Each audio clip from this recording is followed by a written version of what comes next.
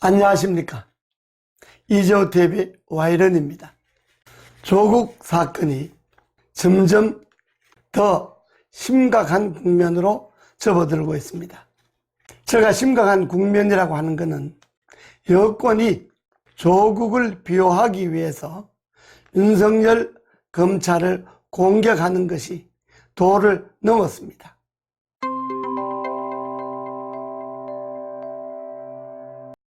민주주의의 상식에 반하는 행위들을 지금 여권이 하고 있습니다.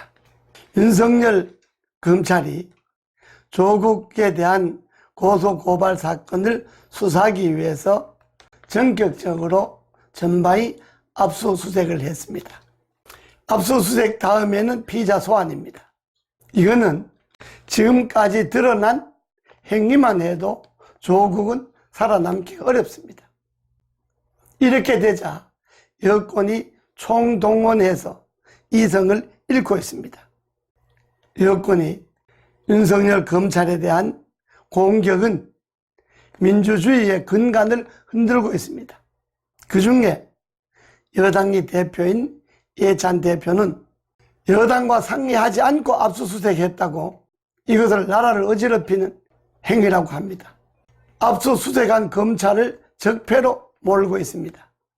그들이 지난 정권 사람들, 이명박 대통령 등을 적폐로 몰아서 지금 구속을 시켜놓고 있습니다.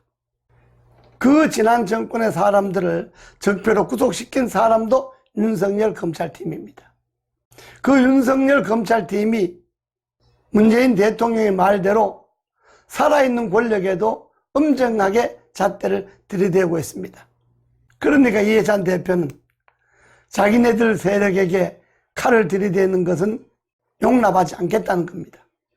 여기에 노무현기념재단 이사장인 유수민 씨는 윤석열 검찰이 압수수색이 검찰의 본분을 넘었다, 너무 나갔다, 오버했다, 조국은 단 한 건도 위법이 있으면 스스로 그만둘 사람이다.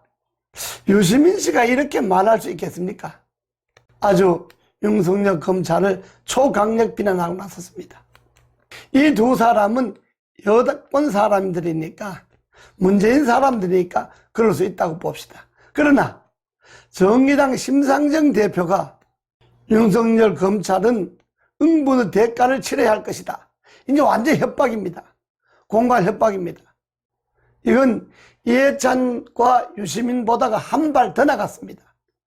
마치 윤석열 검찰을 금방 파면이라도 할 기세입니다. 이게 정의당 대표 입에서 나온 소리입니다.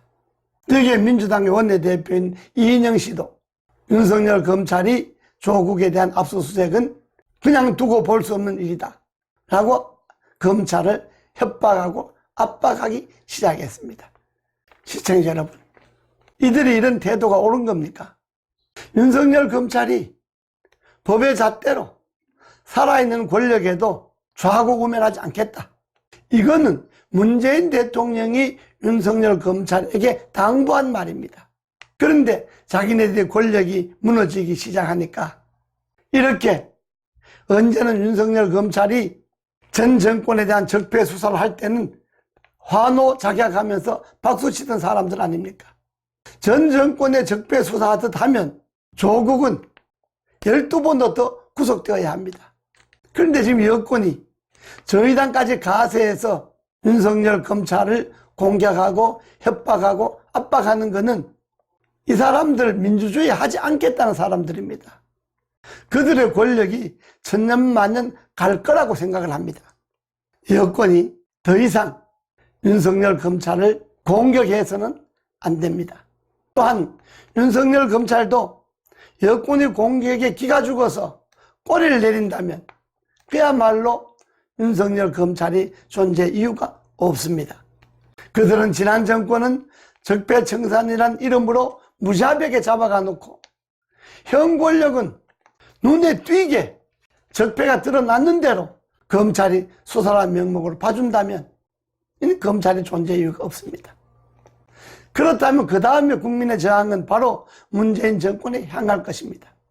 검찰이 여권의 압력과 협박에 굴해서 적당히 수사해서 조국에게 면죄부를 주고 문재인 대통령이 조국을 임명한다면 그 다음은 바로 문재인 정권의 퇴진 국면으로 넘어갈 것입니다.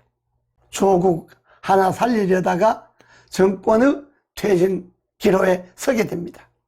여권이 윤석열 공격은 누가 봐도 이성을 잃은 행위입니다.